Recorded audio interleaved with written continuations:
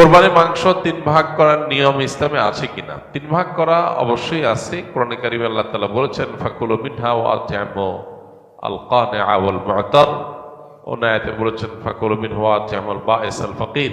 কোরবানির পশুর গোশত তোমরা নিজেরা খাও এবং অন্যকে দাও। অন্যকে দাও, এখানে আল্লাহ তাআলা 2 ভাগ করেছেন। কিছু আছে তারা সচ্ছল, আত্মীয় স্বজন অভাবী না, আত্মীয় স্বজন প্রতিবেশী, এদেরকে আপনি দিলেন উপহার উপঢৌকন হিসাবে। আবার যারা দোস্ত দূর গরিব অভাবী তাদেরকে দিলেন।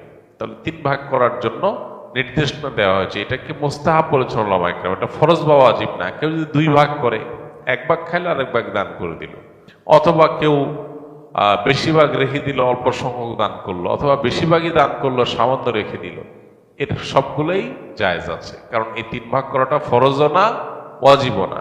আবার এই 3 ভাগটা যার যার কোরবানির গোশত, তিনি কোরবানির গোশতকে ভাগ করবেন তার মতো করে। তিনি কোন গরিবকে দিবেন না দিবেন তার ব্যাপার। আমাদের সমাজে কোরবানির গোশতকে সমাজের ভাগ নামে 1 ভাগ উত্তোলন করে সেটা বন্টন করার যে নিয়ম আছে, এটা পরিহারযোগ্য। বিশেষ করে গণহারে এটা যদি তোলা হয়, কেউ হয়তো 3 ভাগ করবেন না, তার কাছ থেকে আপনি জবরদস্তি নিয়ে নিলেন, শরীয়ত যেটা বাধ্য করেন আপনি বাধ্য করলেন, এটা অনুচিত কাজ।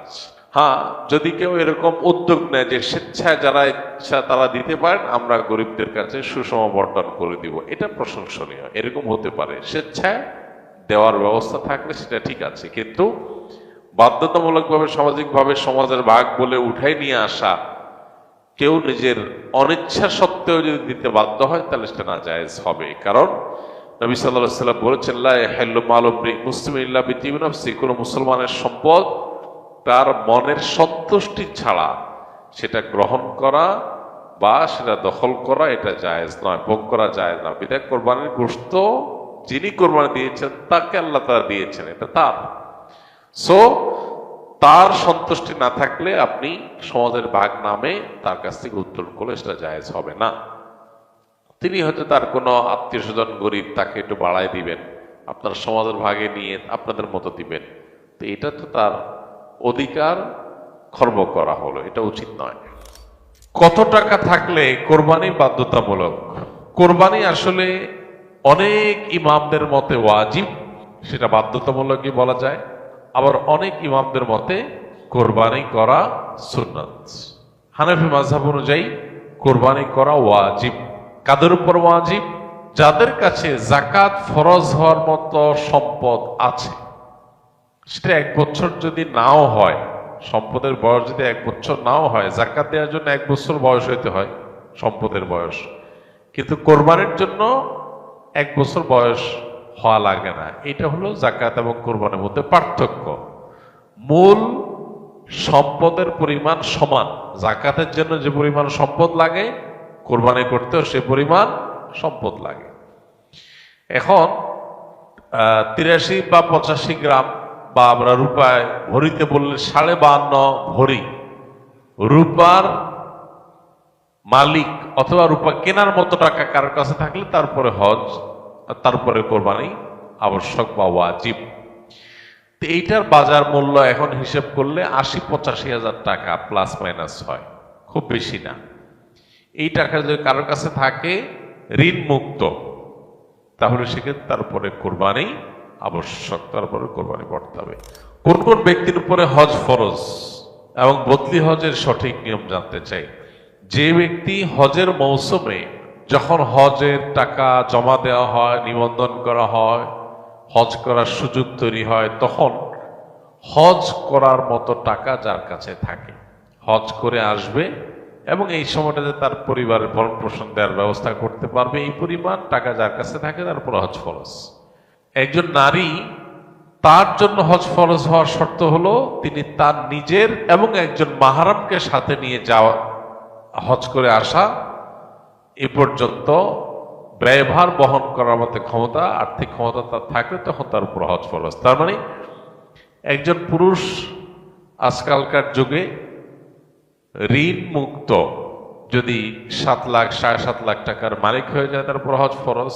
আর একজন নারী, তার কাছে যদি এর ডাবল অর্থাৎ 14 বা 15 লাখ টাকা যদি থাকে, তখন তার উপরে হজ ফরজ। তার নিচে থাকলে তার উপর হজ ফরজ নয়।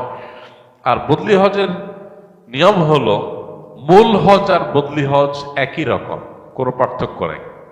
আপনি নিজের হজ যেভাবে করবেন আরেকজনের পক্ষ থেকে হজ একইভাবে করবেন, একই উপায়ে করবেন। শুধু পার্থক্য একটাই, সেটা হলো আপনার নিয়ত থাকবে যে এটা আমি অমুকের তরফ থেকে করছি।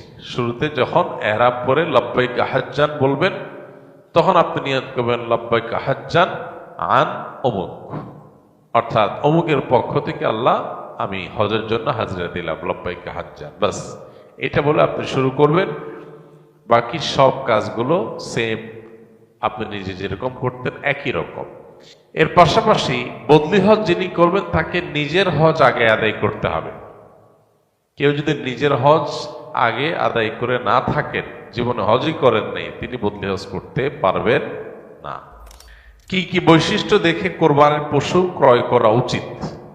কোরবানির পশু ক্রয় করার ক্ষেত্রে হৃষ্টপুষ্ট, সুন্দর, সুস্থ, সবল এটা দেখে কিনতে হবে। পশু যদি ল্যাংড়া হয়, খোঁড়া হয়, কানা হয়, অতিশয় দুর্বল হয়, তাহলে সেক্ষেত্রে সে সমস্ত পশু দিয়ে কোরবানি করা জায়েজ নয় বা উচিত নয়। তাহলে কোরবানির পশু হতে হবে ত্রুটিমুক্ত, দেখতে শুনতে যত বেশি হৃষ্টপুষ্ট হবে তত ভালো। তবে এর চাইতে গুরুত্বপূর্ণ বিষয় হলো আপনি কোরবানি কি গোশত খাওয়ার জন্য করছেন, মানুষকে দেখাবার জন্য করছেন, নাকি আল্লাহর জন্য করছেন, এটা গুরুত্বপূর্ণ। আল্লাহ বলেছেন লাইয়ানাল্লাহু লুহুমুহা ওয়ালা দিমাউহা ওয়ালাকিন ইয়ানালুহু তাকওয়া মিনকুম। তোমাদের কোরবানির পশুর গোশত অথবা রক্ত এর কোনোটাই আল্লাহর কাছে যায় না। আল্লাহর কাছে যায় কি? তোমাদের অন্তরের ভেতরে থাকা তাকওয়া, যে তাকওয়ার চেতনার ভিত্তিতে তোমরা এই কাজটা করো। বিধায় ওই দিকটাকে আমাদের বেশি মনোযোগ দেওয়া উচিত। কে কত টাকা দিয়ে গরু কিনেছে, ছাগল কিনেছে, জিতলো না হারলো, এগুলো নিয়ে যে পরিমাণ ডিসকাশন আমাদের মধ্যে হয়, আমরা আসলে কে কি উদ্দেশ্যে কোরবানি করছি শুধু আল্লাহকেই দেখাতে চাই না, বান্দার কাছে কোনো ফিডব্যাক আশা করি, এগুলো নিয়ে এরকম ডিসকাশন বা পর্যালোচনা হয় না। একটু কম দাম বেশ দাম হয়ে গেছে, আমাদের অনেক টেনশন হয়, কিন্তু আমরা নিয়তটাতে কোনো ভেজাল হয়ে গেলে সেটা নিয়ে আমাদেরকে দুশ্চিন্তা করতে দেখা যায় না। এজন্য মূল বিষয়টা আমাদের মনোযোগ দেওয়া দরকার। কোরবানি মাংস 3 ভাগ করার নিয়ম ইসলামে আছে কিনা? 3 ভাগ করা অবশ্যই আছে। কোরআনে কারিমে আল্লাহ তাআলা বলেছেন ফাকুলু মিনহা ওয়া আত'ইমু আল কানিআ ওয়াল মু'তার, অন্য আয়াতে বলেছেন ফাকুলু মিনহু ওয়া আত'ইমু আল বাঈস আল ফাকির। কোরবানির পশুর গোশত তোমরা নিজেরা খাও এবং অন্যকে দাও। অন্যকে দাও এখানে আল্লাহ তাআলা 2 ভাগ করেছেন। কিছু আছে তারা সচ্ছল, আত্মীয় স্বজন অভাবী না, আত্মীয় স্বজন প্রতিবেশী, এদেরকে আপনি দিলেন উপহার উপঢৌকন হিসাবে। আবার যারা দোস্ত গরিব অভাবী তাদেরকে দিলেন। তাহলে 3 ভাগ করার জন্য নির্দেশনা দেওয়া হয়েছে। এটাকে মুস্তাহাব বলেছেন উলামা ইকরাম, এটা ফরজ বা ওয়াজিব না। কেউ যদি 2 ভাগ করে, 1 ভাগ খাইলে আরেক ভাগ দান